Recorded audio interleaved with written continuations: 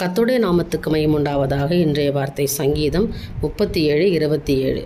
தீமையை விட்டு விலகி நன்மை செய், என்றென்றைக்கும் நிலைத்திருப்பாய். எனக்கு அருமையான தேவனுடைய ஜனங்களே, தீமையை விட்டு விலகி நன்மை செய்கிறவளாக இருக்கணும். தீமையான காரியத்துக்கிட்ட நம்ம போகக்கூடாது. அது தேவன் விரும்புகிறதில்லை. ஆண்டவர் சொல்கிறாரு, நன்மை செய்தால் மேன்மை இல்லையோ, நன்மை செய்யாதிருந்தால் உன் வாசற்படியிலே பாவம் படுத்திருக்கும் என்று கர்த்தர் சொல்கிறார். அப்போது இன்றைக்கி நன்மை செய்யணும், தீமையை விட்டு விலகிடணும். தீமையான காரியங்களுக்கு நம்ம போகக்கூடாது. மற்றவர்களுக்கு தீமையை நம்ம நினைக்கவே கூடாது. நன்மை செய்கிறவளாக இருக்கும் பொழுது கர்த்தர் என்றென்றைக்கும் நீங்கள் நிலைச்சி நிற்கிற மாதிரி ஒரு ஆசீர்வாதத்தை கொடுப்பேன். நீங்கள் நிலைத்திருப்பீங்களாம். வேதவசனம் அதான் சொல்கிறாங்க. ஆனால் நிலைச்சி நிற்கிற ஆசீர்வாதம் வேணும். நான் என்றென்றைக்கும் தேவனுடைய கரத்துக்குள்ளே நிலைச்சிருக்கணும்னு சொன்னால் தீமையை விட்டு விலகணும், நன்மை செய்ய நாம் ஆரம்பிக்கணும். அநேகருக்கு ஒரு ஆசீர்வாதம் உள்ள பிள்ளைகளாக நம்ம இருக்கணும். நம்மளால் முடிந்த உதவிகளை, நிறைய காரியங்களை ஏழை எளியவர்களுக்கு மற்றவர்களுக்கு செய்ய நம்முடைய கரத்தை உயர்த்தும் பொழுது கர்த்தர் நம்மளையும் நம்ம குடும்பத்தையும் ஆசீர்வதிக்கிற தேவனாக இருக்கார். விசுவாசிக்கும் ஆமேன்னு சொல்லுங்கள்.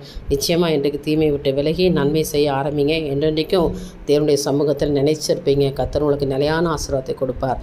தேவனுக்கே மகிமை உண்டாகட்டும். ஆமேன்.